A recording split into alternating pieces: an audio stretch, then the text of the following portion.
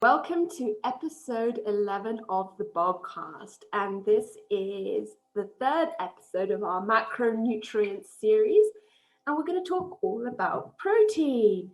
We're going to talk about what protein is, why it's important, and the ultimate question, how much should you eat for building muscle, and when should you eat it? And we'll talk about the different, types of protein sources. And that's really important for vegans and vegetarians.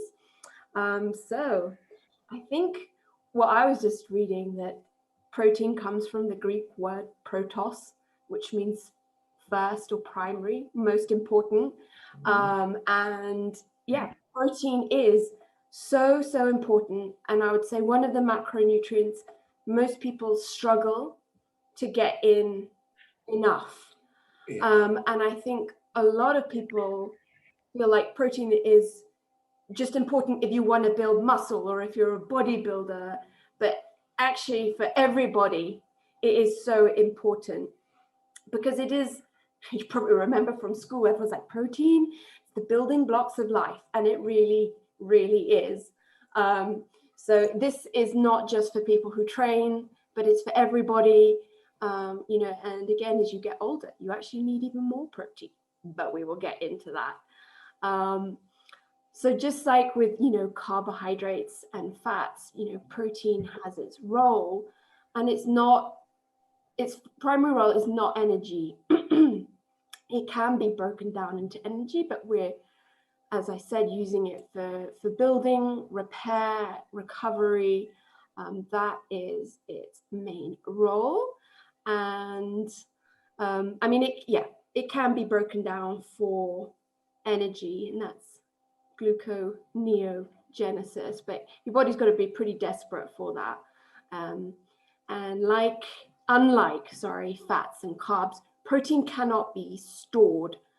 And then that's where there's, I think quite a lot of confusion. People are like, oh, how much should I eat? Is there, benefit to sort of overeating protein and all of that? But I think let's look at the basic blocks of protein. And so proteins are broken down into smaller and smaller units, the way carbs are broken down into glucose and fats are broken down into fatty acids. Proteins are broken down into amino acids. And then you've probably heard about, I don't know, essential and non-essential amino acids. I don't know all of them. Maybe you guys know the names, but I think I do know them. No. I wrote them down before I started, just so I wouldn't forget if I was asked. But there's actually 22 amino acids, but humans only use 20 to make protein. Some other animals use all 22.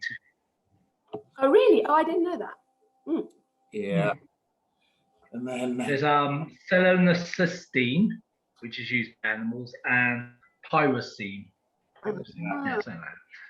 which we don't use, but we have them floating around our body, but we don't use them.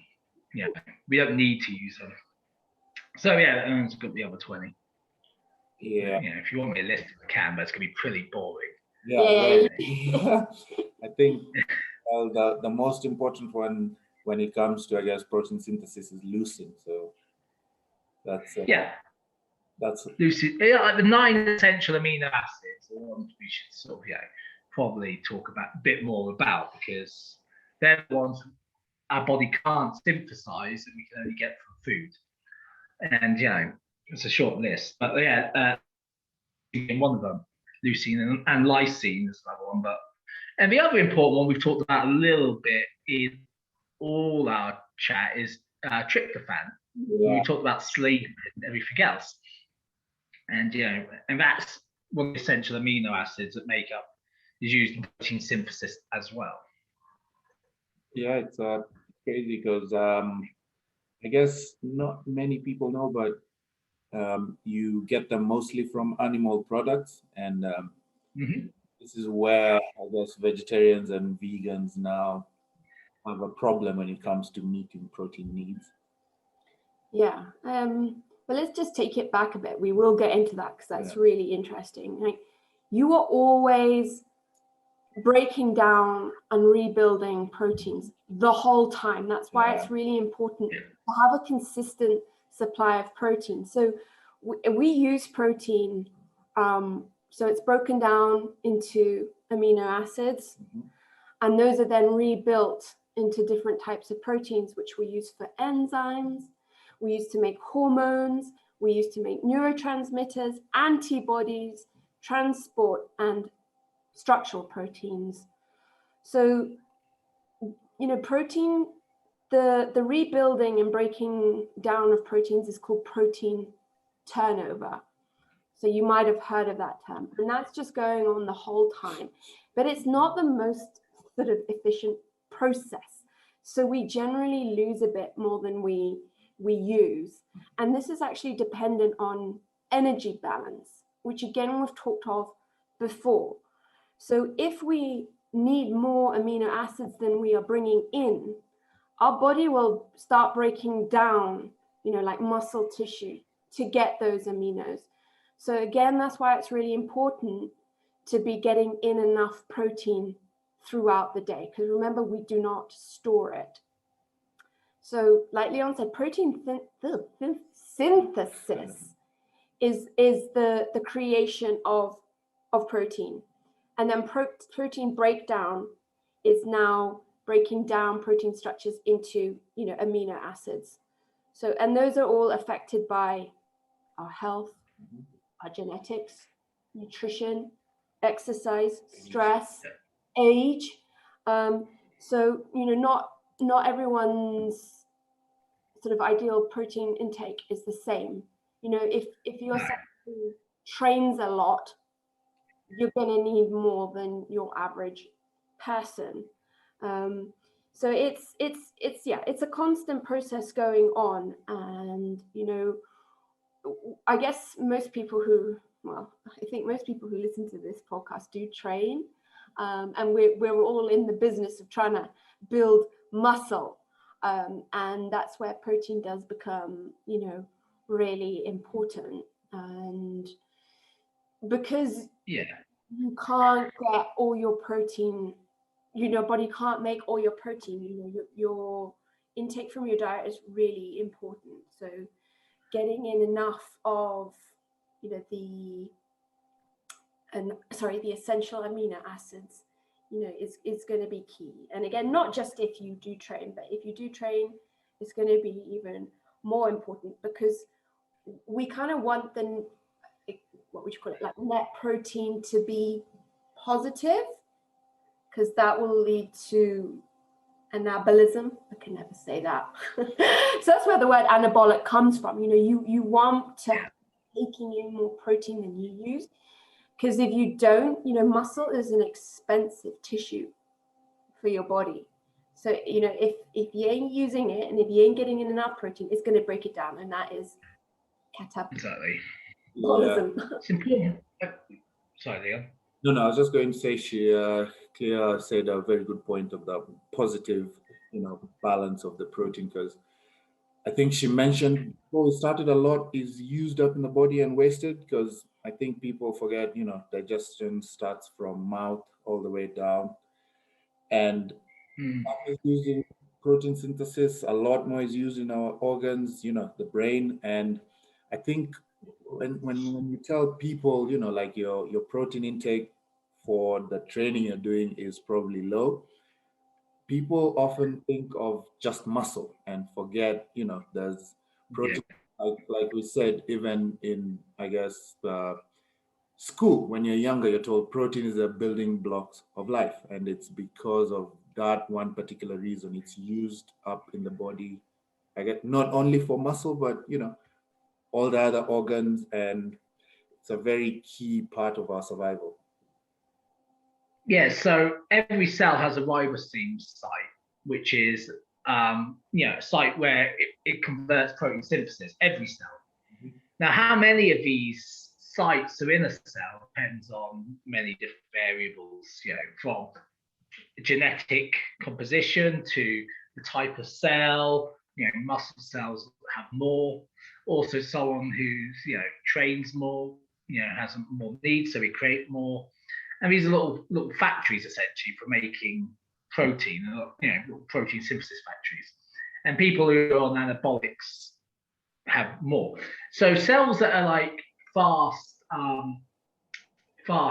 dividing also have a lot more. So cancer cells and things also have a lot more ribosome sites because they're constantly manufacturing and dividing.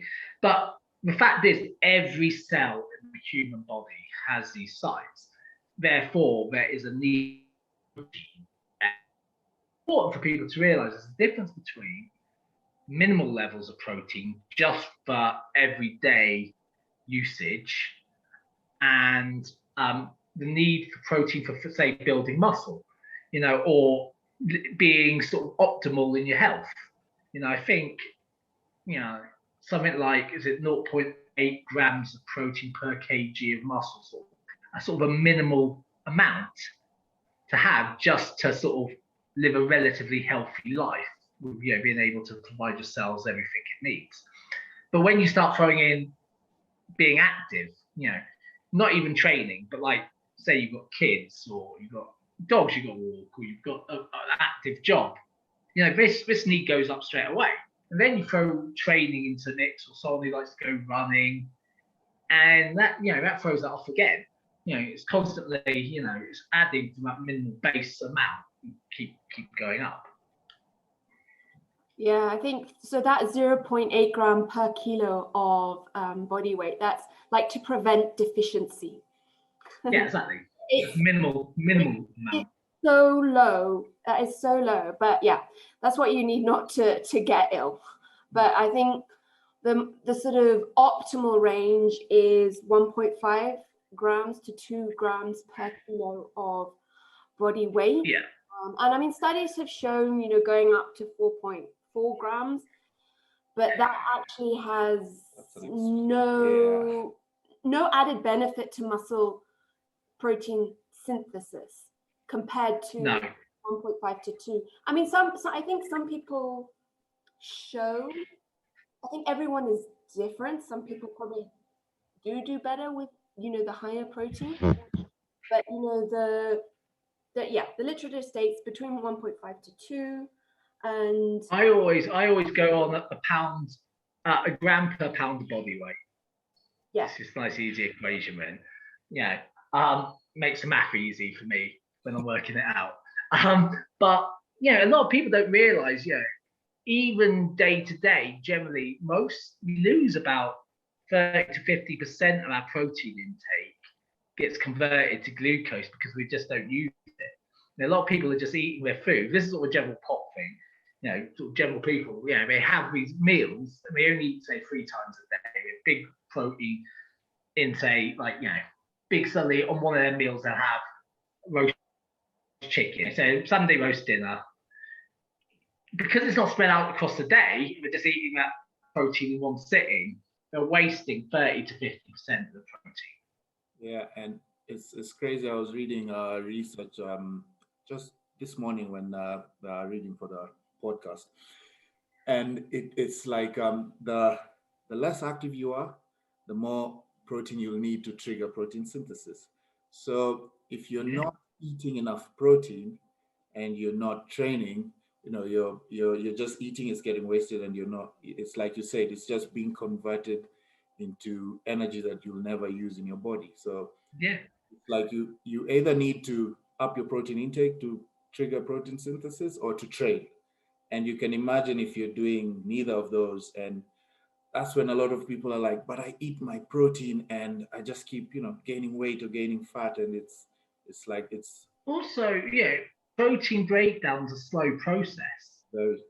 And it's not, so you can't just, so, there's no, we always say, the anabolic window after training is really a true thing. Some people just like it, but because protein does take a while to break down, when we look at, slow processes, and when we'll get on to gluconeogenesis later, and that's a super slow process. It takes like 4 hours to see a spike in blood insulin. Yeah. So therefore, having a load of protein just before bed, in the middle of the night when you're least active, you're not using it, it's going to convert, and you get blood sugar spikes in your sleep.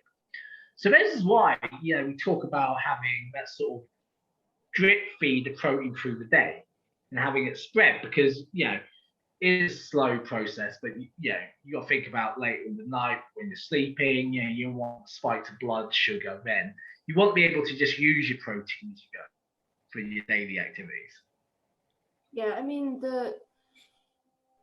a lot of people are like, you always hear like, oh, you can only use 20 or to 30 grams of protein, per meal, but your body can absorb all the protein you eat. But what it actually uses for muscle protein synthesis is less. And the studies have shown that sort of between 20 to 40 grams.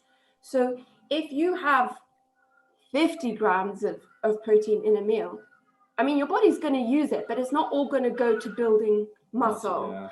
And then, the type and quality of protein you eat will affect that. But that's what Andy said. If you can spread the protein throughout the day, that is most optimal for your body to use that for muscle protein synthesis. Because if you're just eating, like a whole roast chicken at night, your body's only going to use like 20 to 40 grams of that for muscle protein synthesis. The rest of it, is going to go for, to other metabolic functions.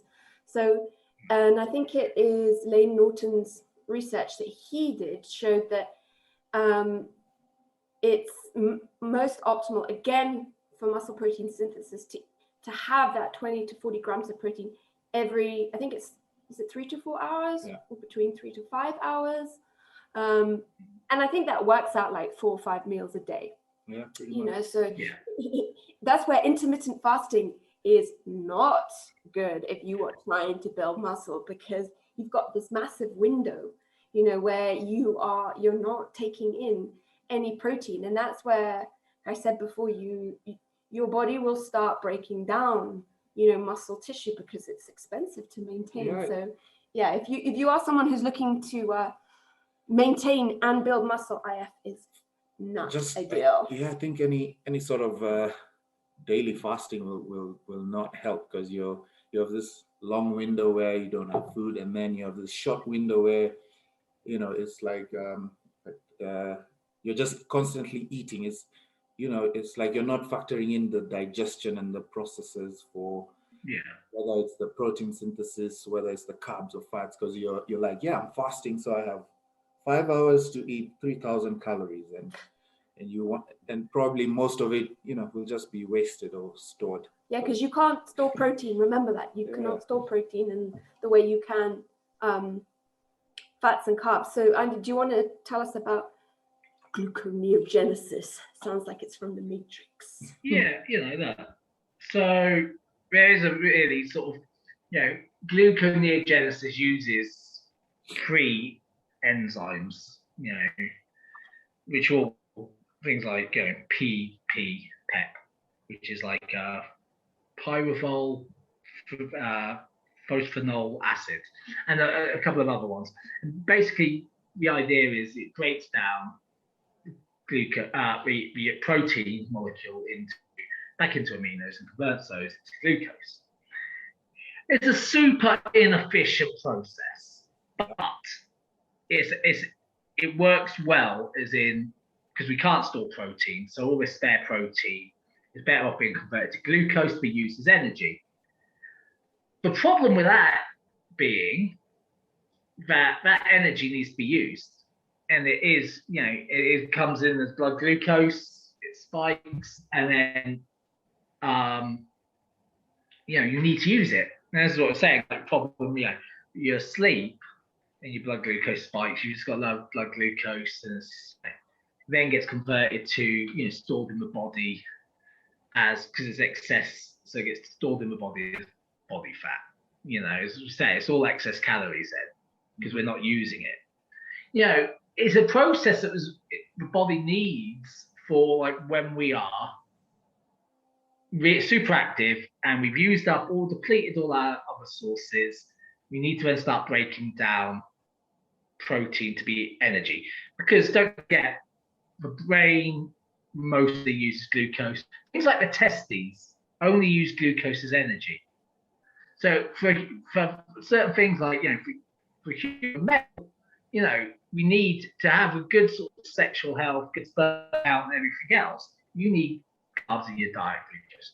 And the body knows this. So when those things are depleted, because you've been super active, it breaks down protein molecules in order to allow these things to happen. So it's an inefficient process, so it's not one we should rely on for our energy sources and live purely on protein, but it serves a purpose.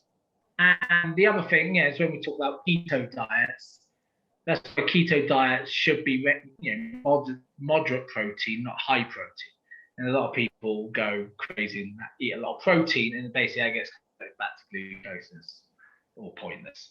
And people don't even realize this. So that's what it kind of boils down to. It's like, being able to free up more energy from protein. As simple as that. Yeah. And I think, always remember, it comes back to energy balance. You can overeat protein, just because you think it's protein. If you eat more than, energy that goes out, gluconeogenesis can happen, and you can store that as body fat. So, still calories. Yeah, I mean, protein is known as a thermogenic food in that, it takes more energy to break it down, but in the grand scheme of things, that is quite negligible. So eating a lot of protein, is not like a green light to automatic fat loss. Although saying that, I always say to my clients, I'd always rather you overeat protein than undereat it. Yes. And undereat things like your carbs. Keep fats where they are. If you're gonna have, like for some reason you're going to like one of these all-you-can-eat barbecue places, keep your carbs low, because all that meat's going to convert to protein. It's going to convert into into glucose later, because you're not going to use it all. So therefore, you don't need the potatoes or the other carbs with that. Just focus on protein. And I think, again, remember, we need protein for so many other things. So even if you overeat it, even if it's not all of it going to muscle protein synthesis, you're still going to use it for other things that will hopefully prevent the breakdown of your muscle, which is what we all want to keep. So I think maybe we should talk about protein quality now, because not all protein is equal. Protein quality, you can kind of base it on, does this protein contain all the essential amino acids? And I think sorry, I've got a good point for this. It was explained to me as in protein is like an envelope. The actual protein is an envelope. It's what's inside that envelope that's important. So not all envelopes are the same. It's a bit like when you're a kid and you get a Christmas card from your grandparent, you hope it's got cash in there. Like, that's kind of what it's like. It's rubbish, it's just a card. But so that's basically what protein is. Like these envelopes filled with the amino acids. And different protein sources will have different amounts of amino acids. That's a good analogy, yeah. So I think whey protein is at the top. It is a very high quality protein source. And then there's beef, egg, casein, and on the lower end are the sort of plant-based proteins, soy products, and wheat. So if you're looking at that, if you're a vegetarian or vegan, you're going to have to eat more protein than someone who consumes animal products, to get in all the essential amino acids. And for veggies and vegans, that can be difficult in terms of the quantity of food you have to eat, but also that those veggie protein sources do contain a lot of carbs generally.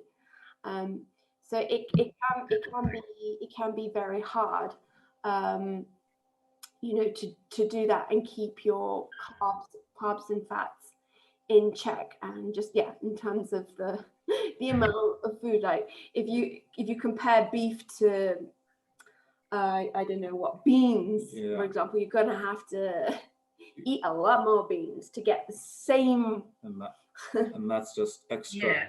Yeah. Say That's the thing, though. So sorry, sorry, I thought it was quiet then for a second. I was gonna say, I think like Ashi did a series on this a while ago, the dietitian, and about protein combinations. Oh yeah. And in order to get, like, with a vegetarian, especially a vegan thing, you know, you've got to combine your proteins to get enough amino acids. So like there's only a few complete protein sources for vegetarians, like things like tofu, dami, tempeh, all these sort of fermented ones, soy milk, soy yogurt, quinoa, amaranth, buckwheat. But with all of those later ones, like the amaranth, quinoa, amaranth, buckwheat, and you know, a heavy load of carbs come with that. Yeah. So trying to balance your macros becomes quite a difficult prospect. Then I was also reading, like for vegetarians and vegans, it also depends on the ratios. So you can have your black beans and lentils in a certain ratio to get good amount of protein. But if you mess up, say, your ratios with lentils to black beans, you end up having to eat way more just to get the protein. Say someone is having from 100 grams of beef, and that's where now it becomes hard, because it means you need really, really good nutrition knowledge for you to actually sort of. That's the thing, you do. Yeah, to say, okay, I'm going to do 20 grams of black beans with 40 grams of, you know, soy or whatever, and it'll give me that. That's the thing, it's the ratios. Yeah. Like my favorite combination is nut butter and bread. Wholemeal bread and a nut butter. Sounds amazing, right? And you will get, you know, once you get the ratios right, you will get a good level of protein. But then what else do you have? You have the fats and nuts. You have the carbohydrates, and, you know, in the bread. So, you know, and in the nuts as well. So, you know, it does throw everything else off. Yeah. Trying to reach your protein targets. Yeah. You know, obviously things like tofu and, like, you know, these sort of what they call mycoproteins, like the quinoa types, the corn stuff is useful in their complete proteins. But again, you know, a little bit harder to get in Kenya. I think tofu you can get. I've seen that. You get a bit bored eating just tofu, tasting like rubber the whole time. I guess for vegetarians that eat eggs, it's a lot easier, and who eat whey, then they're good. But vegans, it's very hard. I mean, we can't. Yeah, I was going to say vegans are far extreme. Yeah, and I mean, there are some vegan bodybuilders, but, you know, like you said, you need good knowledge of nutrition, how to. Most vegan bodybuilders started off building muscle on a normal diet converted. Like majority of them, like a lot of the really good vegan bodybuilders weren't always vegan. They're latter converts. Good point. So it's a little bit easier to maintain than it is to build. But you know, it requires a lot of. It's a science. Yeah, it is a science, and I think let's talk about leucine. Leucine is one of the, you know, the essential amino acid for muscle protein synthesis.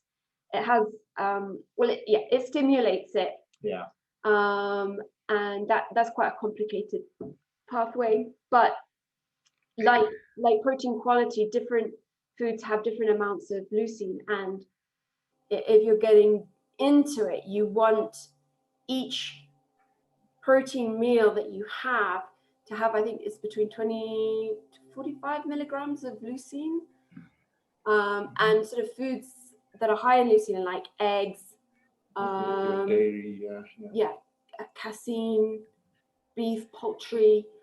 So again, none of those sort of plant-based proteins are up there in leucine. So this is where it can be very beneficial to supplement.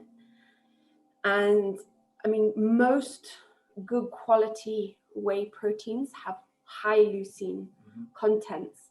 But I mean, with leucine, you've got to remember it is very important, but you need it in combination with other amino acids, like people who drink BCAAs, which is just leucine and two other I think branched chain amino acids. You can't just have it by itself. That's not going to be helpful. You need it with the other ones. So that's where supplementing, if you're especially if you're vegan, with essential amino acids is much more beneficial than just having BCAAs on their own, because you need a combination of them. Yeah. I actually start my day with EAAs. Yeah. So my morning routine is I wake up, I go to the kitchen, get a litre of water, I add a small amount of EAAs with some rehydration stuff and a multivitamin, dissolvable multivitamin, and that's the rest of one. And that's how I start my day, because we need these amino acids, and I like to try and push back my first meal as far as I can, get away with. Yeah. So I get the amino acids in. But it is, you can't, as you were saying, leucine on its own is kind of redundant. You need like isoleucine to work with it, which is one of the other essential amino acids. There's combinations to work the process. And we've got, various enzymes in the process. So a lot of people, we're talking about intermittent fasting.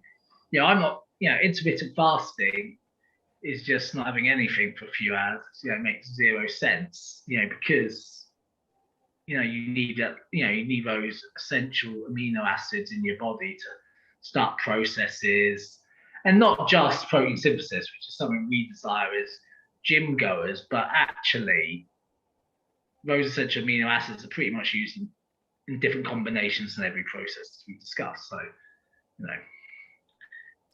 it's important to sort of, make sure you if you're a vegetarian, to have these things come in. And I always tell them, I have a couple of vegetarian clients for religious reasons, especially, and I would say get your EAAs in, find a good vegetarian protein, have them in combination, and you'll be good to go.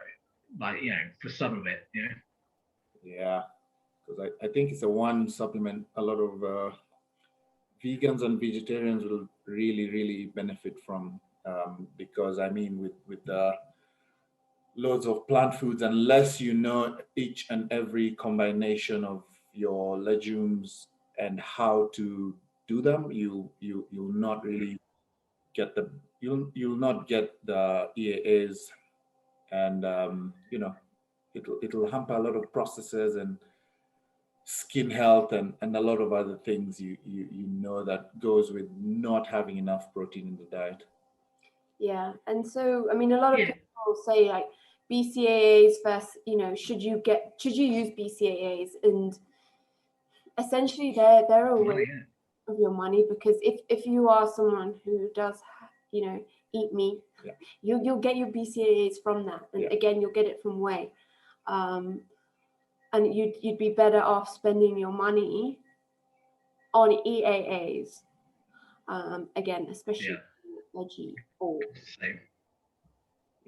even for guys or even like Andy has it in the morning. I think that's if you are in the arena of like trying to build muscle or maintain it, and that's you're serious about that, then that can be very beneficial. It's my most used supplement.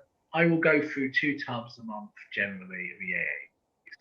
Problem is trying to make sure we get it, because I like to have it intra-workout. I like to have a little bit before bed in my last drink of the day, which I have a fiber, and I like to have it first thing in the morning. They may not be full scoops first thing, or full scoops like that at night, but depending. But it is my most used supplement.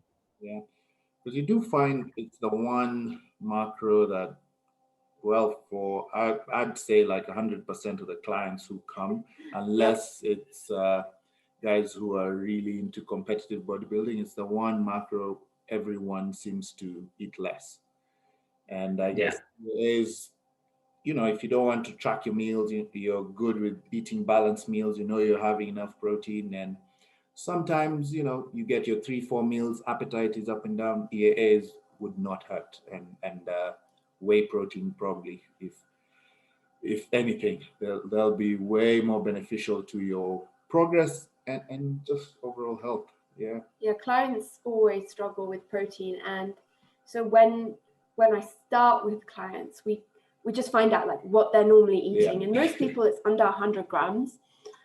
So always like, okay, let's start on the sort of lower end of that optimal range. Remember we said 1.5 to 2 grams, so maybe start at the 1.5, and then once they kind of see what and how much they need to eat to hit that, then you can slowly work it up. I mean, I prefer closer to the 2 gram range, and especially if you're in a fat loss phase, if you're in a calorie deficit, increasing your protein can be very beneficial, not only for maintaining your muscle, but it is the most satiating of the macronutrients. So it's the slowest to digest. Yeah. It's slowest to digest. It makes you feel full for longer. It's just an all-winning macro.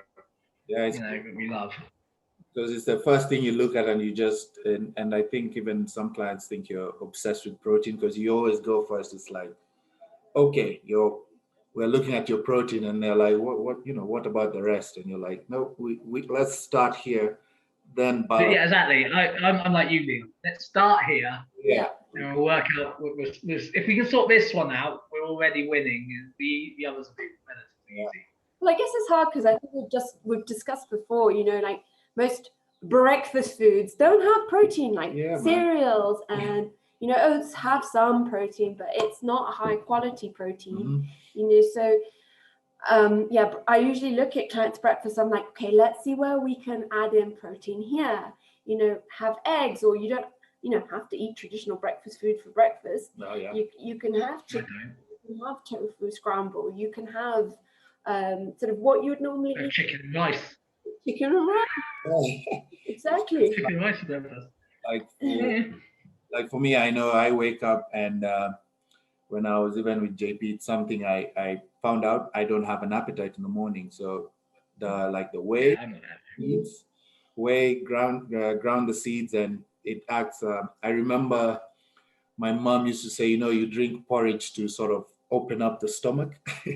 So for me, the whey sort of acts like that, to just trigger the processes to get you feeling, like, okay, I can eat food. And that the thing is, I always say the same thing, because everyone tells me the same thing, like, I'm just not hungry first thing in the morning. Not particularly, so one of the things I find works is a whey smoothie, especially if you train in the morning. If you can consume a whey berry smoothie with some oats in there, you're good to go. That digests really quickly, really. I think that might be our breakfast food later, like things like protein porridge as a snack, maybe even before bed with the scoop of whey as well. Something like that is actually a better snack or a day finisher than a big meal. No, for sure. And again, most snacks don't contain protein, sort of snack foods. So again, I always tell my clients, let's look at high protein snacks. So again, like a whey protein shake with berries is a really yummy snack, or protein oats, or boiled eggs, or just like bread and peanut butter. At least that's got protein in it, or beef jerky. Scrambled egg on a bagel. Scrambled egg on half a bagel is a great snack. In fact, I wouldn't think like that. It sounds delicious right now. Thinking, bit of scrambled egg on half a bagel, lovely.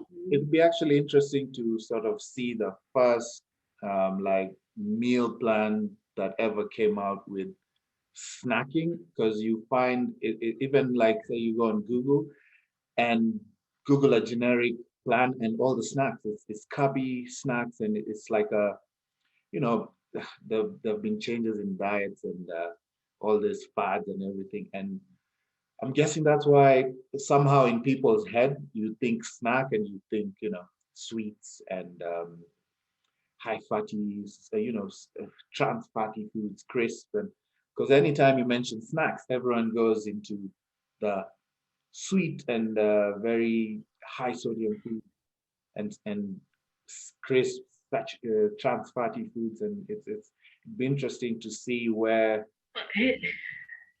Though, if you get enough protein in your meals, you're less likely to binge snack anyway because you're satiated. It's like those sudden changes in hunger hormones because your body's digesting protein. And so, and I would say you're better off with a protein snack. One of my favorite things in the UK is like, you get the little packs at Tesco's, like roast sort of chicken, or like it could be tandoori chicken pieces. Whenever if you need a snack, you just eat a pack of those. So it costs about £1, and that keep you full for quite a while. And it's just protein. Even if you don't use all that protein, it's just going to be converted to glucose anyway. But it's still better for you than probably, and it's going to keep you fuller longer than binge eating a packet of crisps or a Mars bar or something. Yeah, if only jerky was cheaper here in Kenya, it's like the perfect protein snack to have. Yeah, biltong. Yeah, you just walk around with it anywhere. Yeah, it's like a protein bar. That's the reason protein bars go well, because they're not great necessarily because of sugar alcohols in there for your digestion, but one a day, like when you get really peckish in the afternoon, that actually will plug a hole because of the protein in it. Yeah, or Greek yogurt. That's yogurt's lovely. A good one. Again, with some berries for the fiber, that's great. Another great snack. Yeah, so it's.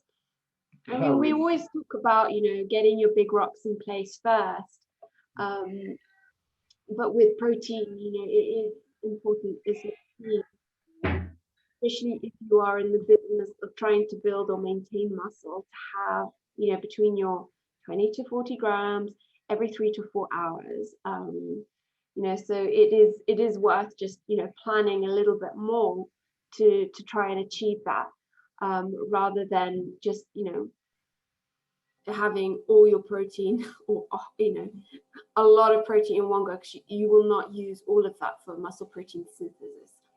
Not to say that it's a bad thing, but just to keep that in mind. It's just a bit of advice.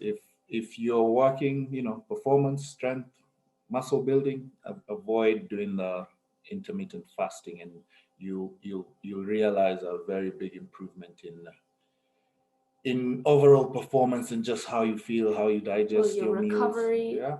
Because don't forget, protein is essential for your recovery as well. And just to recap, not all protein sources are equal. If you're vegetarian or vegan, you've got to be, that you've got to plan that much more. And so for you, it would make sense to get high quality. It's probably worth speaking to a dietitian. Yeah, it's serious about training and being a vegan or vegetarian especially doesn't eat eggs or animal products. You should look at speaking to a dietitian to try and work out your protein combinations and ratios. Yeah, so you'll probably have to eat more protein to get enough of a high quality protein to stimulate muscle protein synthesis. Don't waste your money on BCAAs. If you're going to go for anything, go for EAAs. And again, high quality whey protein or plant-based protein powder, because that's the highest quality of protein, and it's just super easy and versatile to get in enough protein. I think those would be our main tips there. I think one more. I was just going to say, just because you're vegetarian or vegan doesn't mean you're anti-protein. Protein is very important. So as much as you eat for ethical reasons or whatever, just remember protein is still very important for you, and just keep that in mind, as there's still many options out there for you guys. Yeah, something I would say to vegetarian, vegan people that want to be healthy, make sure you get your protein, but you may have to increase your output. You may have to have a little bit more cardio output because you are going to be taking on a lot more carbohydrates to do that. But that's okay because you are feeding the need. It's just trying to keep that balance. So you'll be getting enough calories by having a little bit more exercise. Yeah. So I think that concludes our series on the macronutrients. Each one is really important. And I mean, protos, very important. And just, I think, the hardest one for people to get in. So I hope this episode was helpful in terms of sort of breaking down what protein is, what it's used for, and, how to go about eating it for optimal health and for muscle growth. And we are almost done with season 5. We've got one more episode left. And then we will be preparing for a new season. Yeah, amazing. Time just flies. Well, on that note, we will see you next week. All right.